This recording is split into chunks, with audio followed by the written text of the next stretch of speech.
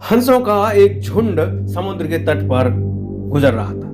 उसी जगह एक कौवा भी मौज मस्ती कर रहा था। उसने हंसों को उपेक्षा भरी नजरों से देखा। तुम लोग कितनी अच्छी उड़ान भर लेते हो, कौवा मजाक के लहजे में बोला। तुम लोग और कर ही क्या सकते हो, बस अपना पंख फड़फड़ा कर उड़ान भर सकते हो। क्या तुम मेरी तरह फुर्ती से उड़ सकते हो?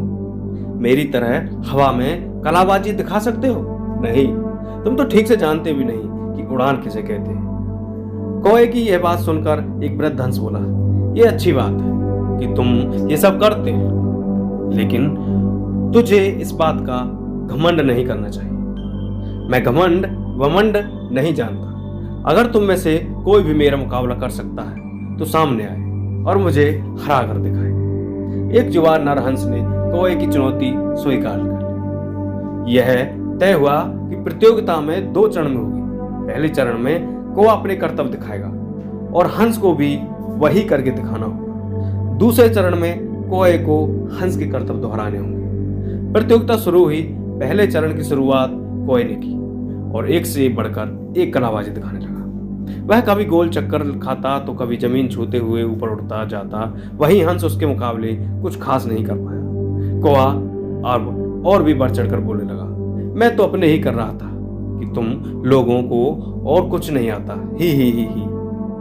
फिर दूसरा चरण शुरू हुआ। हंस ने उड़ान भरी और समुद्र की तरह उड़ने लगा। कौवे भी उसके पीछे हो लिया। ये कौन सा कमाल दिखा रहे हो? भला सीधे साधे उड़ना भी कोई चुनौती है? सच में तुम मूर्ख हो, कौवा बोला। पर हंस ने कोई जवाब नहीं दिया और चुपचाप उड़ता रहा। धीरे धीरे वे जमीन से दूर होते गए और कौवे का बड़बड़ाना भी कम होता गया और कुछ देर में बिल्कुल ही बंद हो गया। कौवा अब बुरी तरह थक चुका था, इतना कि अब उसके लिए खुद को हवा में रखना भी मुश्किल हो रहा था और वो बार बार पानी के करीब पहुंच जा रहा था। हंस कौवे की स्थिति समझ रहा था, पर उसने अनजान बनते हुए कहा, तुम बार बार पानी क्यों छू रहे हो?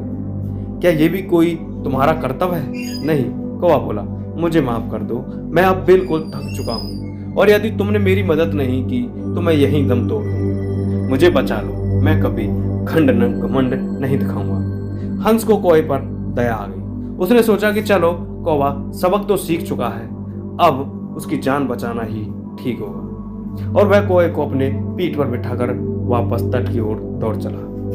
दोस्तों, हमें इस बात को समझना चाहिए कि हमें भले पता ना हो, पर किसी न किसी में कुछ क्वालिटी होती है, उसे विशेष बनाती है। और भले ही हमारे अंदर हजारों अच्छाई हों, पर यदि हम उस पर घमंड करते हैं तो देर सवेर हमें कौवे की तरह शर्मिंदा होना पड़ता है। एक पुरानी कहावत भी है, घमंडी का सर हमेशा नीचा होता है। इसलिए ध्यान रखिए कि कहीं जाने अनजाने में आप भी कौवे की गलती ना कर बैठे।